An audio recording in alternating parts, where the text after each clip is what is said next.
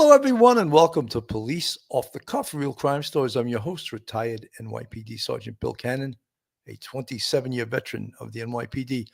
You know, folks, we did a show on this topic we're going to be talking about tonight, but there's more information coming out on it. And, of course, it's the Kohberger, the Idaho 4 case.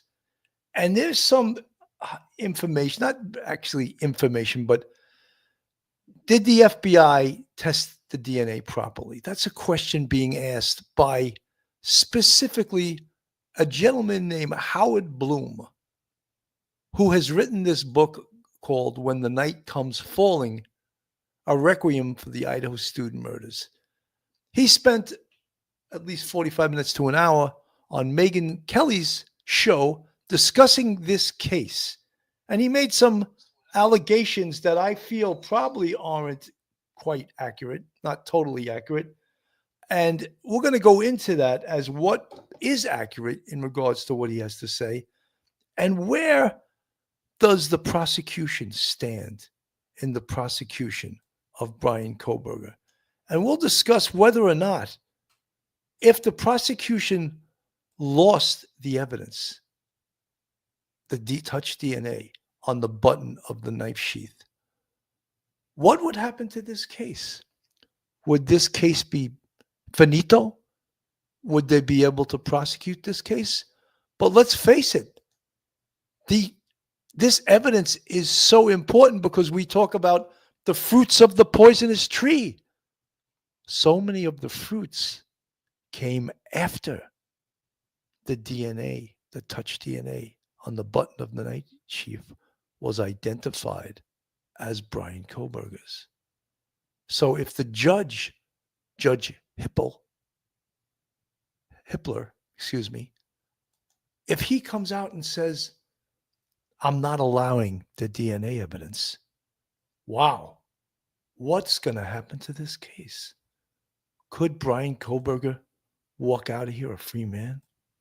Would these 4 beautiful kids from Idaho that you see on the screen, Ethan Chapin, Kaylee Gonsalves, Zaina Knodel, and Madison Mogan, would their killer, their alleged killer, walk free?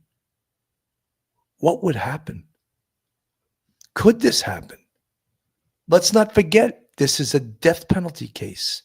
So this judge here, Judge Hippel, he has to make the proper decision here. And he's listened in the hearings to the prosecution. He's listened to the defense. And we're going to go into what we believe. He has not issued a ruling yet, but we're going to go into it of what we think and what potentially could happen. So, folks, hold on to your hats. Hold on to your drink. Hold on to your loved ones. Hold on to your service pet. You're about to enter true crime from a police perspective. You're about to enter the off-the-cuff zone, the police off-the-cuff zone.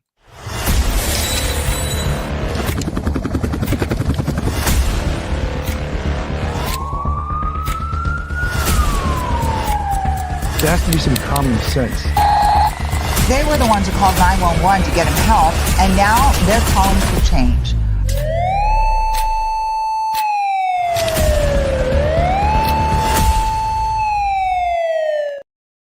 And now a word from our sponsor. And since tomorrow is Super Bowl Sunday, what an apropos time for a commercial like this.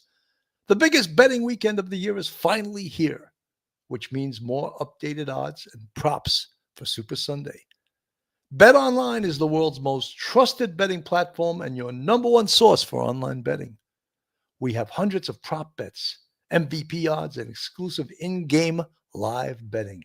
BetOnline is your ultimate game day companion. Whether you're a seasoned fan or a first-time bettor, BetOnline offers you everything and more to enhance your game day experience.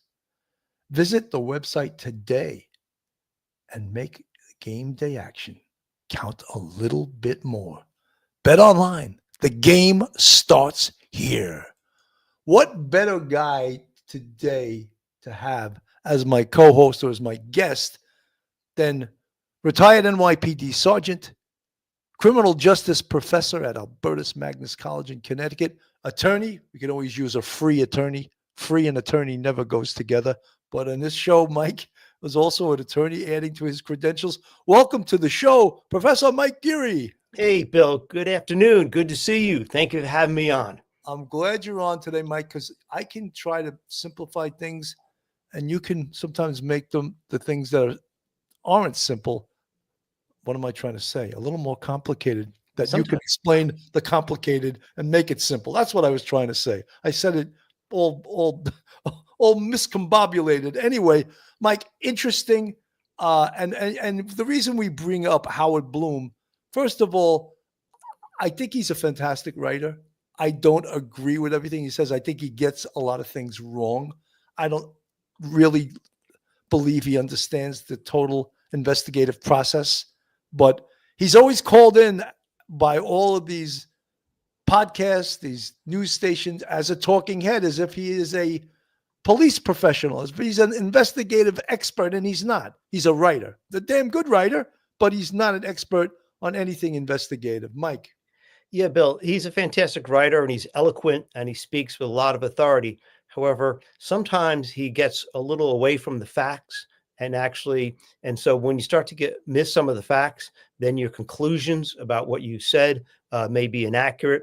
But he is a person who's written a book before the trial has even come to begin. It's not going to begin until this summer. So it's, there's going to be a lot of information that's going to come out between now and by the beginning of the trial. So he expresses himself well, but the problem is he doesn't really understand police investigation. He's never gone and done a preliminary investigation at a crime scene. He's never ridden around a radio car. He's never sat with police officers and detectives interviewing witnesses. So he's talking from the outside looking in. And sometimes when you do that, you don't actually understand the mechanics of what's happening.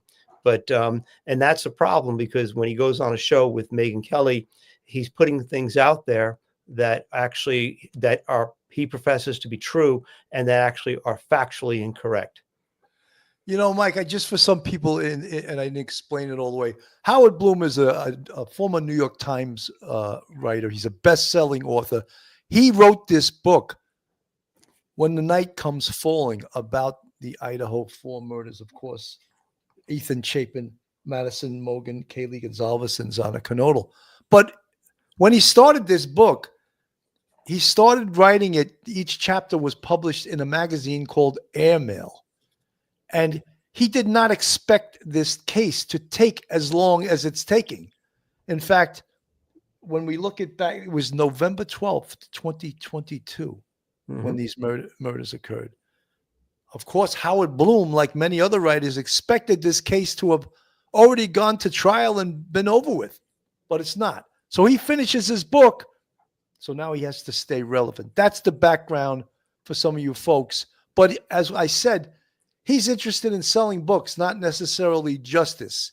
But he's been on Megyn Kelly, her podcast, a couple of times. That's the last I'm plugging him. That's not our intention, plugging him. Our intention is, and one of the things he did say on the Megyn Kelly podcast was he claimed that the FBI collected or processed the DNA evidence incorrectly. And just to give you a little background on that, the sites that allow law enforcement use, there's 2. And the others, the more prominent ones, 23andMe, Ancestry, and MyHeritage, they do not allow law enforcement to use their sites. But that doesn't mean that law enforcement is excluded. What it means is if law enforcement wants to use their sites, they need a court order. So they can't just, like John Q. Citizen, go in there and utilize their site for a investigative genealogical tree that they would try to build.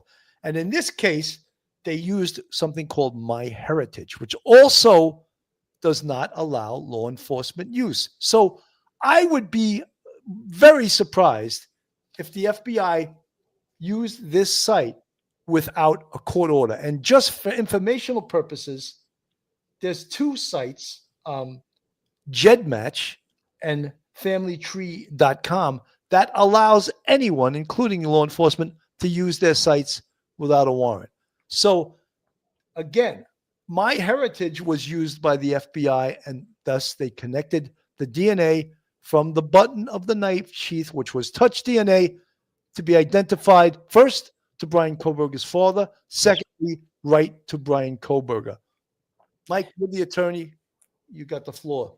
Oh, Billy, thank you. Yeah, the fact that the FBI, probably half the agents are attorneys, as we've talked about this, they do a lot of work in-house.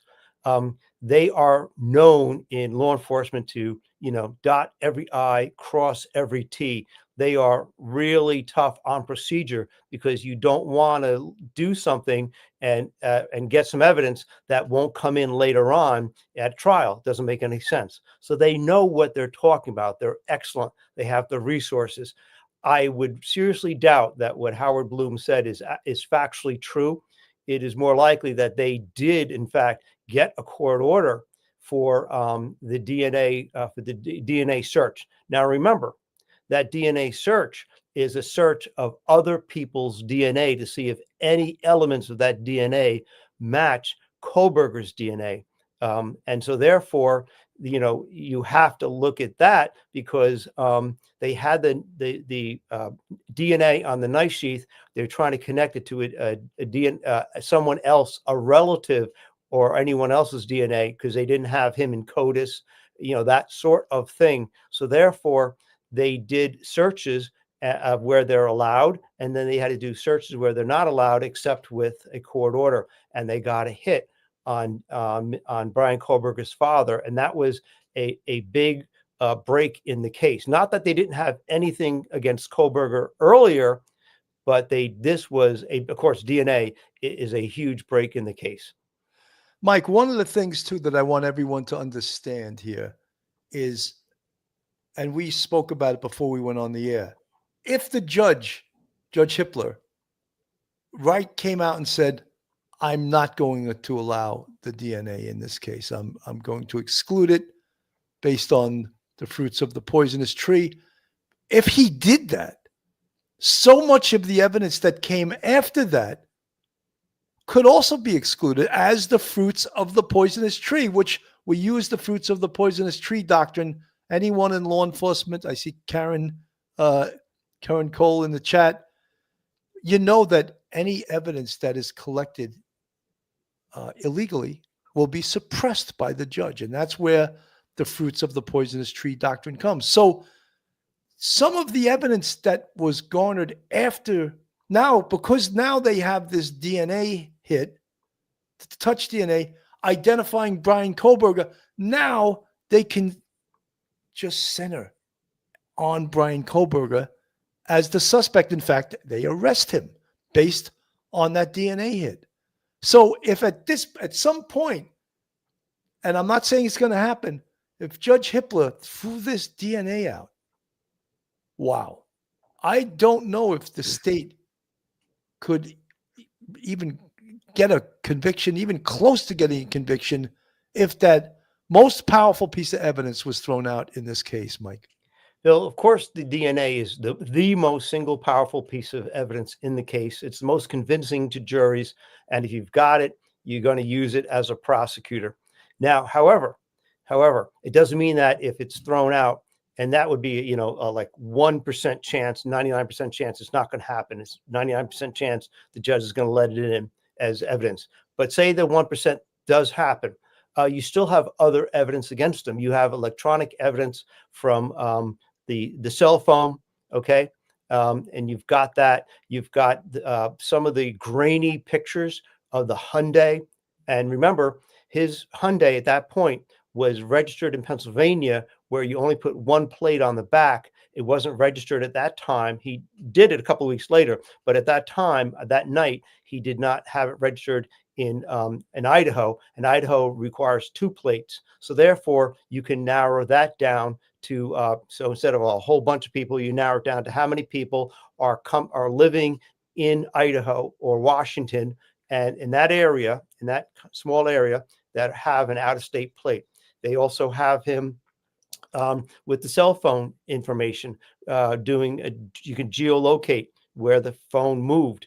We do know that he cut off his phone at 2:47 in the morning as he was leaving Washington, and he turned it back on at 4:48 when he returned to Pullman. So that, and therefore, that's also consciousness of guilt and a circumstantial evidence of guilt, because the murder happened, right in between those two times.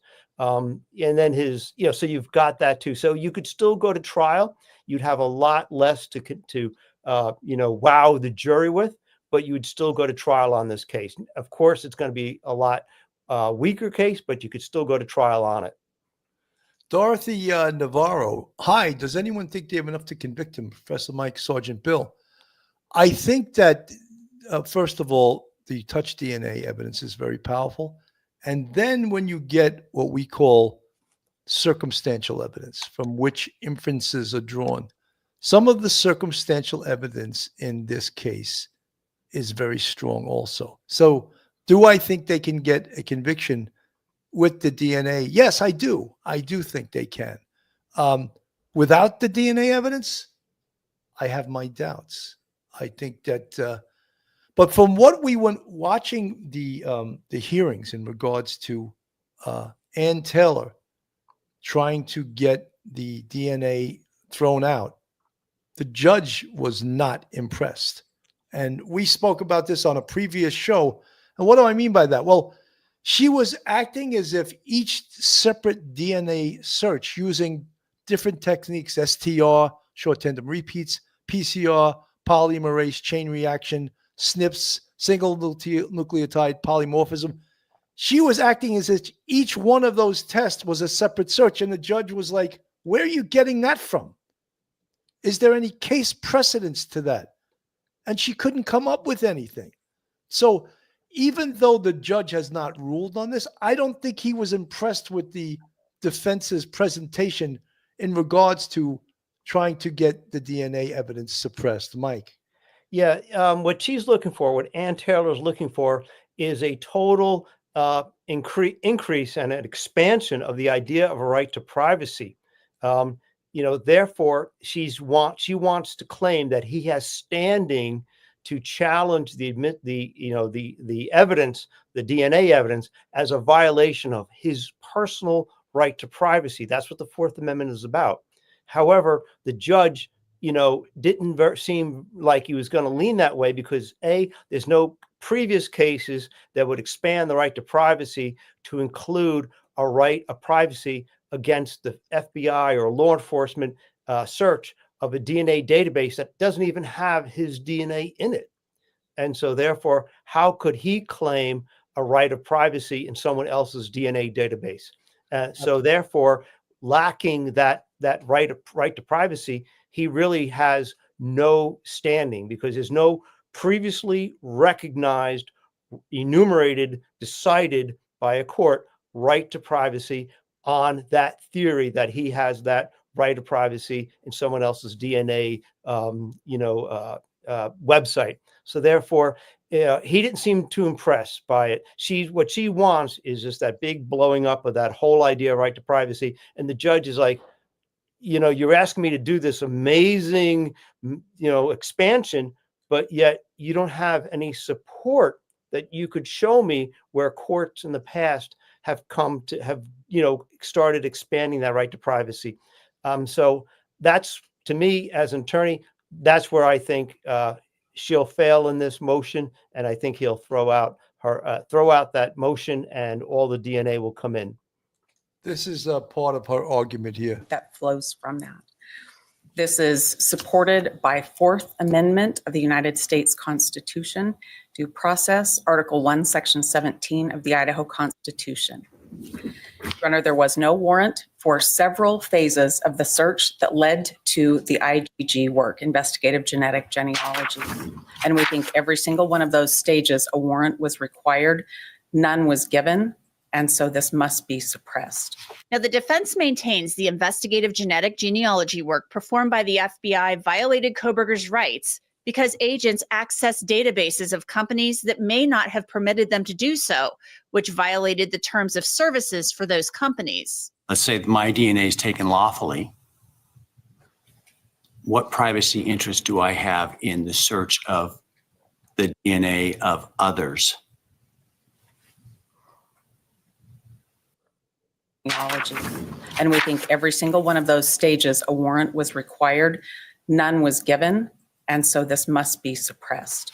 Now, the defense maintains the investigative genetic genealogy work performed by the FBI violated Kohberger's rights because agents access databases of companies that may not have permitted them to do so. First of all, we discussed this also off air. If that did happen, if the agents used for example, according to Howard Bloom, the writer of the book we referenced, My Heritage was used. And if they did use that site without a court order, it's not a violation of the law, Mike. It's a violation of the terms of service of that company. That's right. That's right. That's all it is. It's of no consequence. It does not impinge upon an expectation of privacy that Brian Kohberger has personally in his DNA. Absolutely not. The judge even went on later on to say, if you leave like blood or fingerprints at a crime scene, you're the criminal. Now you're running away. You're in hiding. You have no right to privacy in what you leave at a crime scene. Your fingerprints, your DNA, a footprint, whatever. You have no right to privacy in that whatsoever. So therefore, the whole thing, it's a great argument by Ann Taylor. She is trying her hardest. She is doing everything she's required to do. She is, zealously advocating for her client. So he is actually getting excellent, legal representation in this case. But in the end, she knows that, she's got to know this is probably not going to go anywhere, but she's doing the best she can. But he has no expectations of privacy. In that crime scene, he has no expectations of privacy, as the judge was talking about, in a search of someone else's DNA database. None whatsoever. Truth Seeker from the chat. How did the DNA double in size after the FBI received it? There are techniques where the DNA, the sample, can be replicated to make the sample larger. And that's the most simple way I can explain it to you. I can't explain it in the scientific terms, but I believe it's through polymerase chain reaction. They're able to expand the DNA from the simple sample, just make the sample larger using the same sample. I hope that answers your question. Let me go back to the hearing for a quick, and then we'll get back to this. Simply because I might share some genetic information with them because they are distantly related to me. Well, Your Honor, our position is that this work was not done lawfully, that it was unlawful, that there needed to be a warrant, that this was done outside of a warrant. And I'm not asserting on behalf of anybody else in this, any relative, anybody who might have been named or not named. For its part, the prosecution says Brian Kohberger's Fourth Amendment rights are what matter here, and the state says those rights were not violated.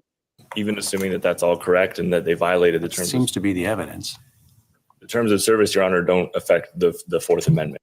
The terms of service, and certainly Mr. Kohberger does not have standing to raise a violation of the terms of service.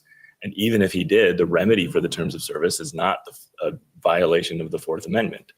As we argued in our brief, the individuals, and as came out in testimony today, the individuals who are utilizing these databases, and we're talking about millions of them, are willingly sharing their information with each other, with millions of other people. Isn't there a subset that says, but I don't want these people to look at it? In some of the data, The FBI, as I understand the evidence, then says, okay, we agree, we won't search those ones.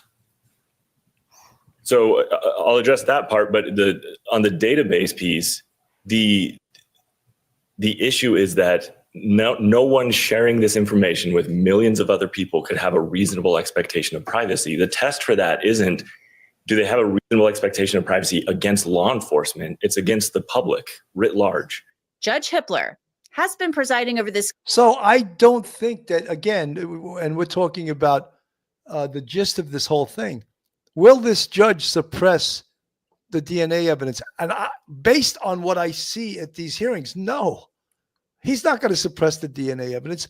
I don't think he was. And again, Mike, you said it. I said it. Ann Taylor is doing the very best job she can in advocating for her client, but there's no case law. There's no precedence for this. And to call each one of these DNA techniques, PCR, polymerase chain reaction, let's call that a separate search. No, It's not.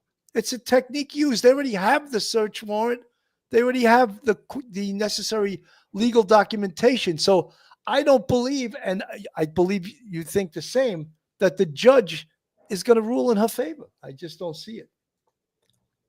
Yeah, Bill, they got the search warrant for the crime scene. Anything that they find in that crime scene, fingerprints, phone evidence, whatever they find, DNA, whatever, blood evidence. Once you get that search warrant for that crime scene, then you bring in the technicians and then you do your testing, and that's great. You do not need a separate warrant. But we talked about this earlier. I was joking around about ballistics. Say you find a firearm at the crime scene, and you get your search warrant. You find a crime scene, a gun at the crime scene. You test it by shooting it through a pool of water, and then you don't like the results. You take it and you fire it into ballistics gel. You do not need separate search warrants for each of the tests that you do once you've got the crime scene, search warrant. So therefore, that idea, she's just throwing it out there. She's hoping something will stick with Judge Hippler, but that's her job. She's advocating every possible theoretical argument that she could make for the Fourth Amendment and his alleged right to privacy violation, because she desperately needs that DNA to be thrown out. Without that DNA, the case is much different. With the DNA, it's as close to a slam dunk as you can possibly get. You don't know what'll happen, but it's really amazingly convincing that they think that the jury's going to hear that, and that they're going to decide whether or not he's, by proof beyond a reasonable doubt, that he is actually the person who committed the crime. So it makes the jury much easier to get a guilty verdict when you have the DNA coming in. This is from the Daily Mail, and the detective, the retired detective here, is a NYPD former crime scene, first grade detective by the name of Matt Steiner, who I had the pleasure of working with on numerous cases when I was on the NYPD. In this case, we have a witness that lives on the second floor of that location. She hears something going on during the time of the attack. This sort of evidence is what they call testimonial evidence. In any trial, you're going to have physical evidence and testimonial evidence. Testimonial evidence is what people say. What does my witness say? What does my victim say? What does my suspect say? They could be telling you the truth, they could be mistaken, or they could be lying. The surviving roommate opened her bedroom door and witnessed a masked man standing in her house. She froze as the man walked right by her and out of the sliding glass door. Now, why is that? Why is not victim number 5? Could be that he didn't see her as a threat. She's not blocking the doorway. And maybe he didn't see her at all. Like, his focus is on the door. I'm getting out of here. I just killed 4 people. I want to escape as quick as possible and not even notice this person. And it could be also that, like, the game plan was to go there to kill one person. And then you go into that bedroom and that person's next to somebody else. So now you got to kill the second person. Now you hear noise downstairs. Maybe Ethan and Xana are awake and they're like, I hear somebody in the house. Someone's upstairs. And now your attention is drawn to them. And so that becomes victim 3 and 4. And then number 5 just wasn't in your route. You didn't see him, or they didn't pose a threat, and you're wearing a mask anyway. How could they identify you? From the beginning, the police said this was a targeted attack. I'm assuming during trial, we're going to learn a lot more about this case and what we know. And it could be something very specific that he was fixated on one of the female victims. When he goes to kill the one girl, all these other people are collateral. The surviving roommate that witnessed the murder in the house described him as 5'10", athletically built but not muscular, with bushy eyebrows. She only had the opportunity to see this person for a couple seconds. What could you remember in a couple seconds? And then add in, what was the lighting like? What was your state of mind? Are you just waking up? Are you kind of groggy? Or do you think something's happening and there's this fight or flight reaction your body's going through, you're not going to remember every single detail. It's actually more suspect when someone comes with a lot of detail. They're highly detailed in the description, and they give so much minutia about, oh, the person, was wearing this style of clothing and brands and all this other stuff. Just think, well, how can you remember that much from that couple seconds of time? And usually there is some sort of editorializing with that. People are adding to their memory from that. So I think the description is what you would expect for most cases. 50 feet west of Xana's bedroom, audio is picked up on a surveillance camera somewhere about here. Now, audio evidence comes up quite frequently in cases. It comes up in the form of surveillance, like we have in this case, but also from body cam footage. It comes up from 911 phone calls. Some of these newer cameras, even like a Ring doorbell cam, can pick up sounds from 50 feet away. 3 minutes after the security camera picked up that audio, a white Hyundai Elantra was captured in video footage leaving the neighborhood. So the crime happened somewhere between 4. So these are some of the circumstantial pieces of evidence we hear, but I want to get back to Dylan Mortensen, who is the eyewitness, who sees, someone alleged to be Brian Kohberger walking down the stairs. She describes him as a thin build with bushy eyebrows, yet she's intoxicated. She goes back to bed and doesn't get up till noon. So at noon, she calls some fraternity brothers. They come to the house and they discover the bodies and they call 911. So she never even called 911 herself. So as a witness, I believe she's not. I think the defense would shred her to pieces as a witness. The other thing is that allegedly, and this is also coming from the book of Howard Bloom, and again, I think he had some information that was not quite accurate. He says that the police, 4 days after this happens, or excuse me, it couldn't have been 4 days. It had to be down the road, the fourth interview, show her a picture of Brian Kohberger, which in all police procedure is absolutely illegal to do that. You never show a single photo. If you want someone to make a legal identification, you must show them something called a photo array. So the subject photo must be next to at least five other photos. And then if the person picks out the alleged perpetrator, it has more credence in it, because showing a one-on-one photo is so suggestive. It's ridiculous, Mike. Yeah, Billy, I don't think with the FBI, the state police, the Idaho State Police, and the local Moscow police, I don't think that they would sit there and do that. No.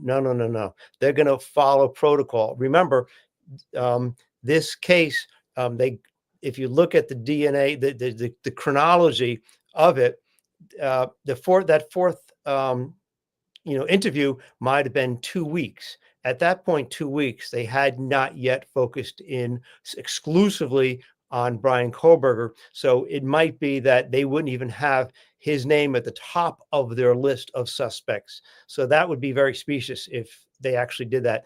And B, as you said, it violates protocol. And remember, as you know, and everybody should know, when you do that photo array, you have to memorialize that, and that becomes part of the case file. And then you have to turn over a copy of that, so the defense would find out anyway in the future that you violated that person's constitutional rights. And so therefore that suspect's constitutional rights, because you doctored and made a suggestive, photo array or just a single photo. So therefore that would be dumb to do. I don't think so whatsoever. And I like that the way the detective described what Dylan Mortensen might have been seeing. Yeah, he's absolutely right. She didn't have a lot of detail. She was intoxicated. So what? But she just saw an impression, and it turned out the impression was actually pretty darn correct. But she wasn't trying to impress the police, and you could tell in that sort of vacuous kind of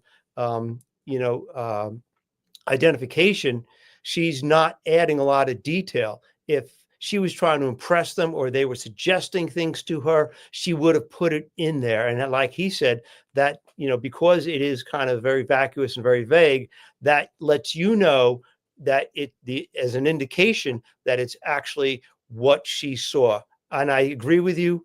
Probably she would not make a very good witness. And so the prosecution might just start off their case with, Ethan Chapin's fraternity, one of the fraternity brothers that actually made the phone call, and start the trial there and leave Dylan Mortensen out of it completely.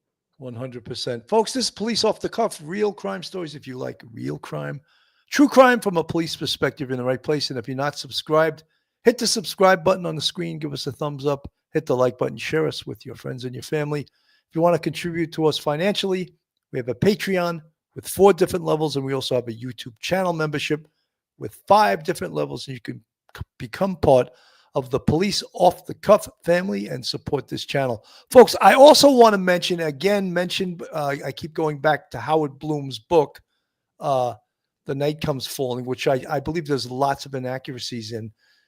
They are mentioning two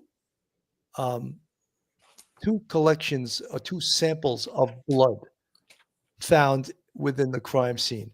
One, I believe, was on a banister, and the second was on a glove or inside a glove found outside. Both of these blood samples are unidentified. But what does that do for the defense? It gives them a gold mine of creating doubt.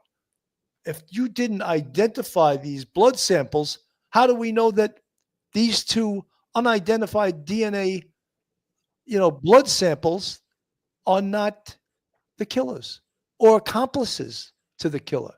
So that is, will the FBI, will the Moscow police be able to identify those? Will they go through the expense of doing a investigative genetic genealogical tree in order to identify those 2 samples? Mike?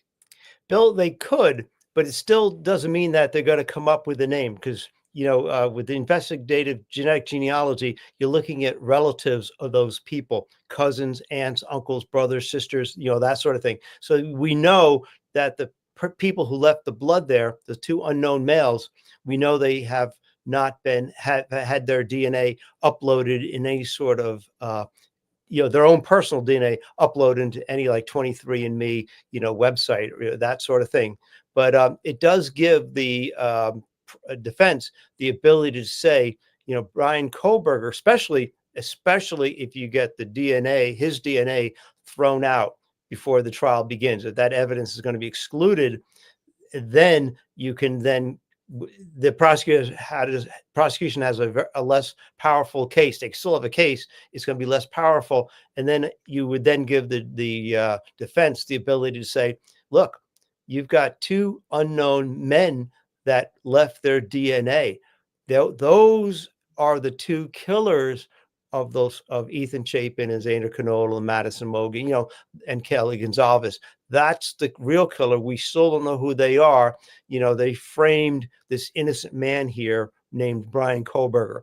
But, it does open up the ability of the defense to try to do that sort of thing. What a good defense attorney wants to do is come up with an alternate theory for the jury to consider, not just the prosecution's theory of the case, but the defense's theory of the case. Oh, it wasn't a single person, Brian Kohberger. Oh, no. It was 2 people, and we still don't know who they are. 2 people did this job. 1 person couldn't have killed. 2 people had to do this, and they bled from the attacks. And there's the blood right there. And the prosecution isn't even going after them. Law enforcement isn't going after them. So it does absolutely open up a can of worms for the defense to try and muddy the waters a lot and give the jury an alternative theory to believe. But Mike, if I went into your house and I put down some luminol all over your house, right, might I possibly find a blood sample in your house? Sure.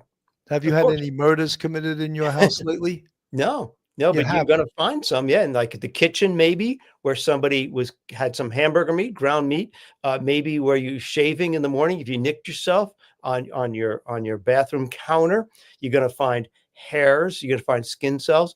Absolutely, you're going to find all that stuff. Now, we don't know how much blood they're talking about. You know, people visualize, well, maybe there's tons of droplets of blood. It might be a single bit of blood, maybe from a cracked fingernail skin, skin in the wintertime when you maybe get a drop of blood. So that drop of blood or whatever amount of blood they're talking about can be very, very, very small. And the blood inside the glove, I believe the glove was found outside. That's correct. Not even inside. No one knows whose glove that was. It was raised in Megyn Kelly's podcast that perhaps Brian Koberger planted blood that wasn't his. I find that hard to believe, but that was what she suggested, that he's so smart to throw off the police. He planted other blood samples within the crime scene. I don't think that's correct. I want to play this also again from Matt Steiner from the NYPD crime scene detective. To Madison. So how do you leave that behind if your intended target lives in that one bedroom? You take your knife out, you put down the sheath, you start stabbing that person. Maybe during an act, they roll away from you and they roll on top of that. And now you have another person that starts waking up, that your attention is drawn to them. You start stabbing them. You've now forgotten about that knife sheath. And now you hear someone downstairs, that's someone else that is drawing your attention away from that evidence that you're leaving behind.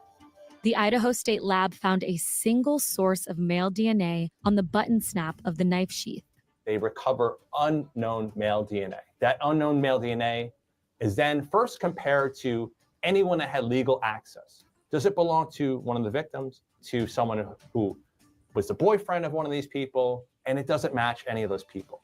They take that generated male DNA profile and they put it into one of these commercial DNA websites. And what these websites do is they may say that you're 23% Italian, whatever they're going to tell you, but also what they tell you is who you're related to. From that, investigators will get some more information. A genealogist will look at this data and they start building out these genetic DNA trees from there. Who's related to who? We get a hit to someone we're related to. One of these people is Brian Koberger's father. They get a warrant. They start surveilling the house where Brian Koberger's family lives in Pennsylvania. And I just want to say, and I hope this clears this up, they had no idea who Brian Koberger was, nor who his father was. So people that say, oh, they planted the DNA, that's preposterous, So the tree and this DNA came up with a suspect, and it turned out to be a relative of the suspect. Then the suspect, based on other evidence, circumstantial evidence, the white Elantra, the fact that he was a student at Washington State, all of these things came into play after the identification. So those that say, oh, the police planted it, it's ridiculous, absolutely ridiculous. they start going through that trash. And now we have this definitive match that it's someone related. Now they have probable cause to arrest Brian Koberger. They do a cheek sample from inside of his mouth. And now we have a match to the DNA that's from that knife sheath. It's time to look at the arrest and the trial.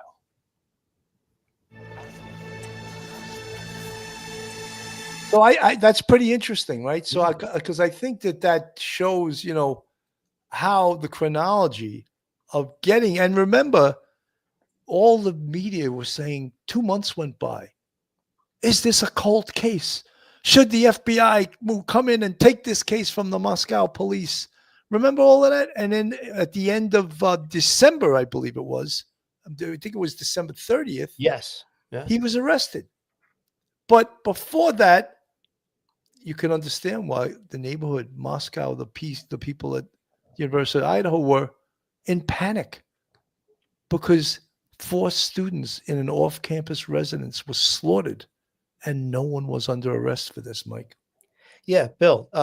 It was 6 weeks. That is, as you know, that is not a long time for a murder investigation, especially one this complex with 4 people, and there's 4 crime scenes within the house. So therefore, you know, anybody that thought, oh my goodness, you know, we got to call in the FBI. No. 6 weeks is like lightning. That's how fast they moved.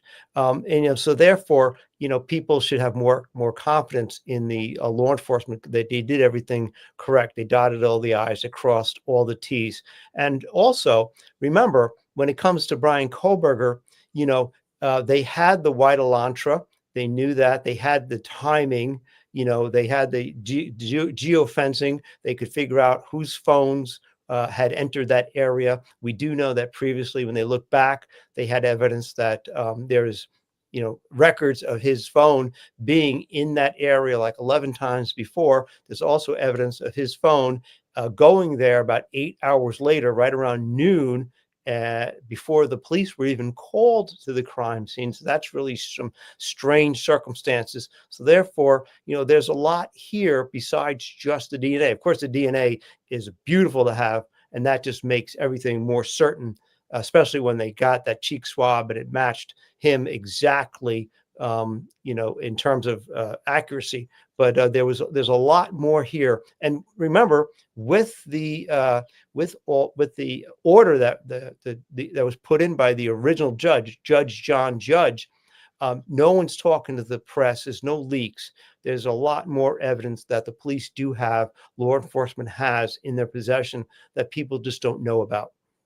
I agree. I want to play this because this is Cece Moore, who during this investigation went on CNN, and she explains the investigative genetic genealogy, perhaps like no one else can. Had obtained a new license plate for his car.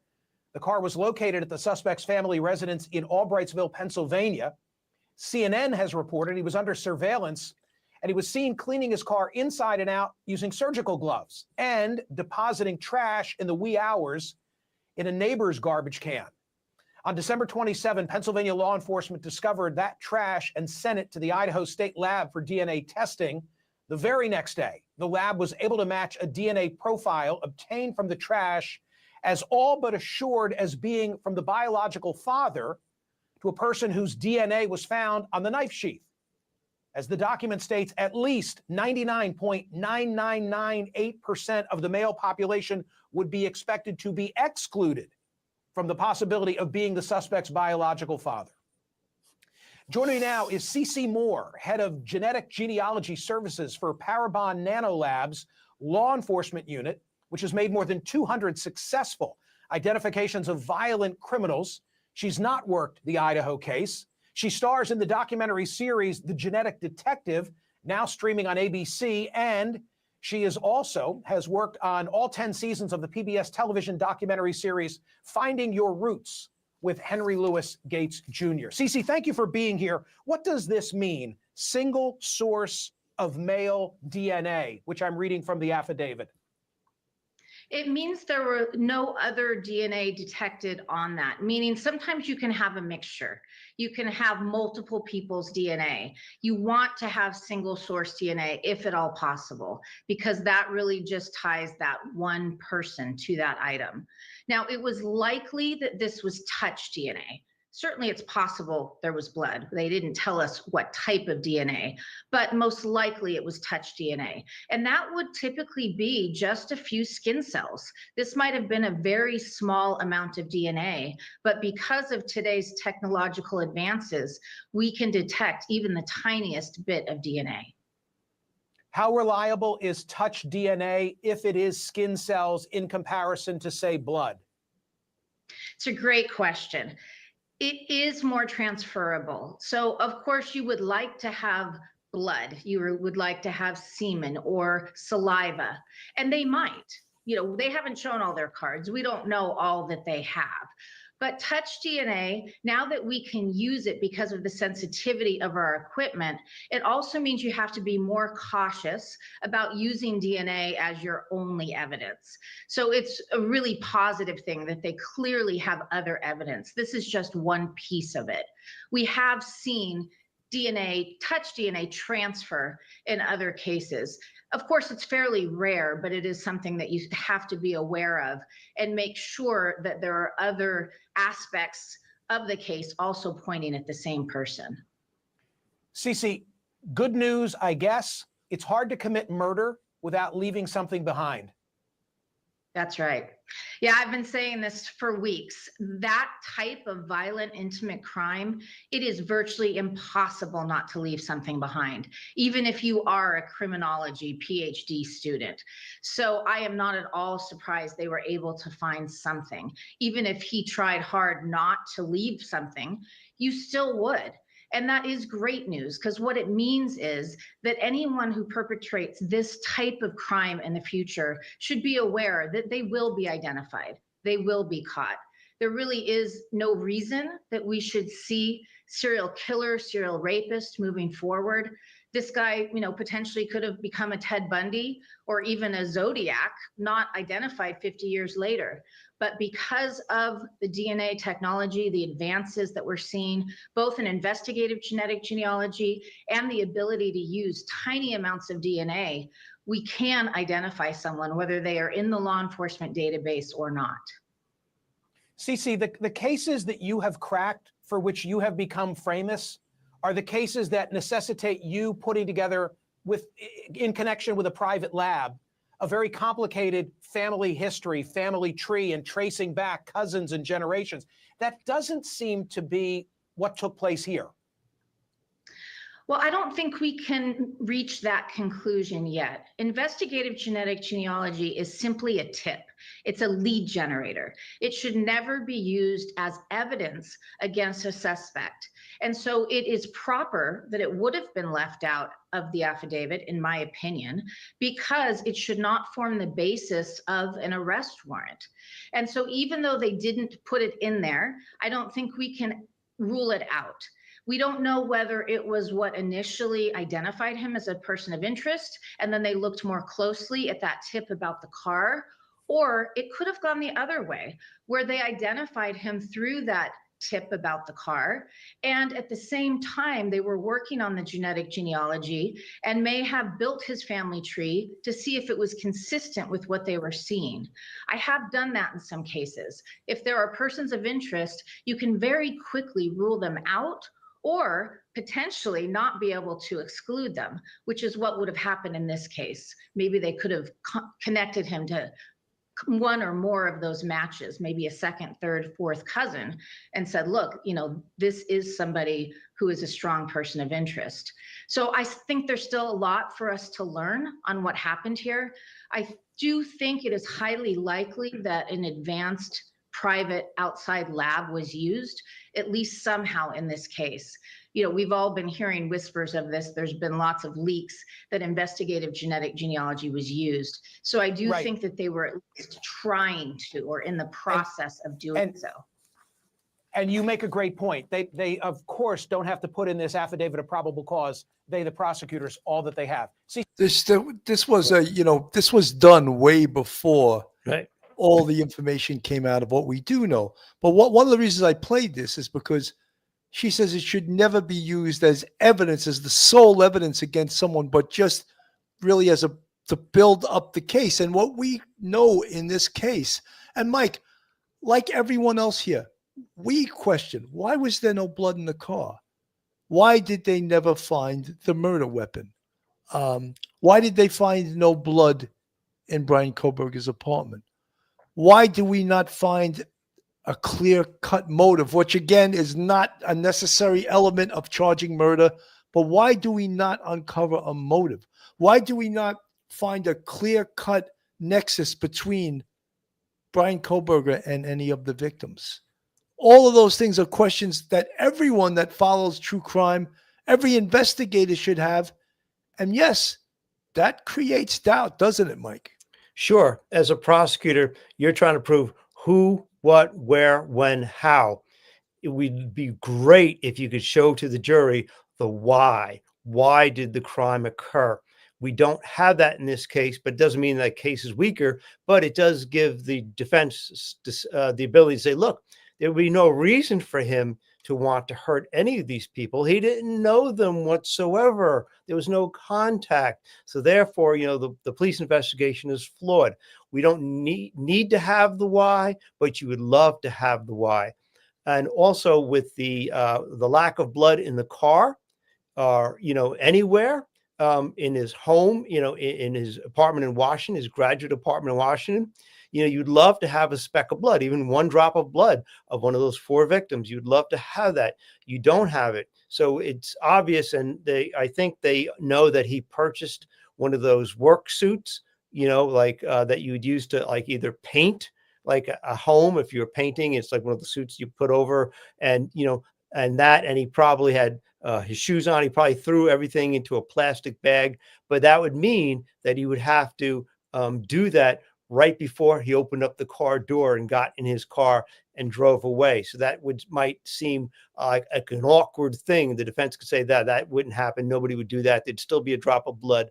But as a prosecutor, that hurts your case, because you would like to have that ability to say, look, we know he's a killer too, because before all these other things, but B, we've got blood from at least one of the victims in his car. But he had that car for about 4 weeks in his possession. And I would imagine he cleaned that thing out, so thoroughly with probably bleach and water and things like that, just to make sure if there was even a drop of blood, there wasn't. But, that does hurt the prosecution's case. No, 100%. This is a prosecutor from LA County. His name is Matt Murphy, one of the most successful prosecutors in LA. And he speaks upon this case and his feelings about guilt or innocence, the prosecutableness of this case. This is Matt Murphy. We know that some of the victims' families do want the death penalty. These crimes were heinous, but they don't blame them. I don't blame them. But how does a prosecutor make this decision?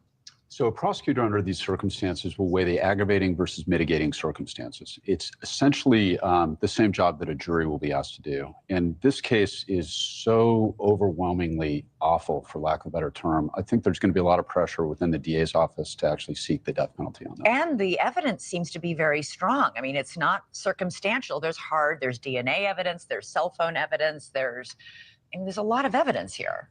The evidence against Bryan Kohberger is overwhelming, and that actually is a factor in that decision. Essentially, when people weigh the death penalty, elected DAs, they look for two. When you hear a career prosecutor, and I'll play that back, when you hear a career prosecutor of his standard say that the evidence against Bryan Kohberger is overwhelming, and usually when I play this, and I've played this before, I get people in the chat saying, "Oh, he's an idiot. He's an idiot. He's a moron." No, he's one of the top prosecutors in the country.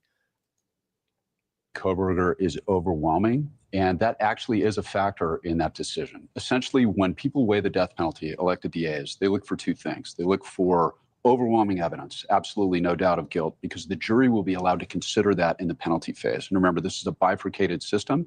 So first there's the guilt trial, and then there's the penalty trial. They are allowed to consider what's called lingering doubt. So if you have a case where there's some wiggle room or a juror might not be sure, they're allowed to consider that in imposing the death penalty. The second thing that every elected DA will consider in making a decision like this is the shocking nature of the crimes. The vast majority of cases that are eligible for the death penalty in the United States, the elected DAs don't actually seek it. In Orange County, we sought it in less than 4%. So it is. Wow. Why so seldom? Well, for one thing, you want to be absolutely sure as a prosecutor, because you have to take the death penalty very seriously, even in a state like California, where it's essentially symbolic. It's a big deal to do it. It's also a lot more work, and it takes a lot longer. And then it faces much harsher appellate scrutiny once the conviction and the sentence is imposed. It also affects how you pick a jury. It absolutely does. Now, what's interesting about this is that you're entitled to what's called a death qualified jury. So they'll bring in the veneer or the jurors for the trial, and they'll all fill out questionnaires, and they will be asked about their views on the death penalty. And if they cannot follow Idaho law, which allows for the death penalty, they will be excluded for what's known as cause. So they won't actually be in the jury panel, or they shouldn't be. So you've been in this position before as a prosecutor, a homicide prosecutor. What do you think he's going to do? I think this one is pretty clear. My guess is he's seeking the death penalty. Now, behind the scenes, what's happening is he's probably meeting with the defense and saying, show me what you got to try to talk me out of it. In California, we call that a livesy hearing. In Idaho, I don't know what they call it, but I'm sure they're going through that process right now. Thank you for watching. Go to newsnationnow.com. So I just wanted to put that out there because, of course, myself and Mike being former police, former NYPD, we're always accused of being police biased, pro-prosecution, which is probably true. But there was another, a prosecutor. Again, you could say, well, he's a prosecutor. He's pro-prosecution. Yes. But when you hear him say that the evidence is overwhelming, and you hear people in the chat saying, he's not guilty, he's innocent for this reason, that reason. And again, we always bring up circumstantial evidence, and people talk upon circumstantial evidence like it means nothing. Circumstantial evidence for which inferences are drawn, and circumstantial evidence, when there is a lot of it, is absolutely powerful as all hell. And you bring with you physical evidence, testimonial evidence, as well as circumstantial evidence. And you decide in this case whether you think that's enough. But a big thing that he's just spoke about right now is that they're going for the death penalty in this case. Therefore, they must get jurors that are death penalty qualified jurors. So if you do not believe in the death penalty, you will not be chosen for this case. So you must be death penalty qualified. Does that mean that the jurors in this case, because they are pro-death penalty, will not be as fair as someone who is anti-death penalty? No, it doesn't mean that. It's just that they don't have a problem with the penalty being death instead of life in prison without parole. Mike. Bill, this is one of the most difficult parts of a trial is the very beginning before you even have any sort of opening statements or testimony from any sort of witness is picking the jury. We saw this in the O.J. Simpson case. There was tremendous evidence of O.J. Simpson's guilt. They even had DNA evidence, blood evidence. They had blood on his socks. He had a cut on his hand from the knife attack. He was the person with the motive, the who, what, where, when, and they even had the why. But the jury disregarded all of the DNA evidence, all of the crime scene evidence, everything, and said, and they actually acquitted him. It wasn't even like they had a hung jury. They acquitted him of murder, saying he's actually innocent of murder. And so, you know, what Matt Murphy's talking about is you have to have jurors. In this case, you can't, the prosecution is entitled, if they're looking for to impose the death penalty in that bifurcated trial, that second part of the trial, the penalty phase, they're entitled to have people who are willing to consider the death penalty. If you do not do that, then you're hamstringing the prosecution. So therefore, the prosecution is, you know, and as Matt Murphy also said, if there are people who do, yes, I'm in favor of the death penalty, you know, or I'm willing to consider it at the very least, I'm fair about it. You have your trial phase. You may find someone guilty of murder of these 4 children, these 4 young adults on that campus. However, they may say, okay, but I just feel strange about wanting to impose the death penalty. I have my doubts. There's some sort of mitigating factors in there, maybe his mental health issues, maybe some other issues. So I can vote to find him guilty, but I would not vote to find him eligible for the death penalty. That may occur, and I think the prosecution is looking at that too. So this is really important, is to get it right before the trial even begins with the selection of the jury. 100%. Legal-minded friends, Karen Cole, thank you for stopping by. Thank you for being an excellent moderator. Karen, if you haven't seen, Karen has her own podcast, and she's called Legal-Minded Friends with Karen Cole. Carol Grayston, thank you for all you do. You're fantastic, great moderator. She's always here, and she's always selling police off the cuff to whoever will listen. And hopefully, if you're listening to this podcast, you want to listen. So, folks, we wanted to get it across that, you know, the DNA, that's a big thing that the defense is trying to get thrown out. The judge has not ruled yet. We acknowledge that there was 2 blood samples within the house that do not belong to Brian Koberger. They'll have to be answered out by the prosecution. And we spoke about Dylan Mortensen, her worth as an eyeball witness or lack thereof. So we didn't want to cover up any of this. We want to get it out there. And we also mentioned Howard Bloom and how some of his information we feel is incorrect. And not to beat him up. He's an excellent writer, but it's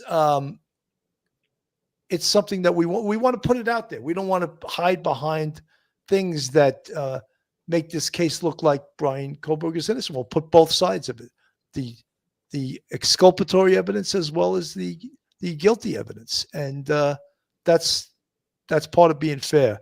Anyway, Mike, your final thoughts? Final thoughts, just for everybody, be patient. This case will come to trial late this summer, I think in August. And just be careful when you're reading things on the internet.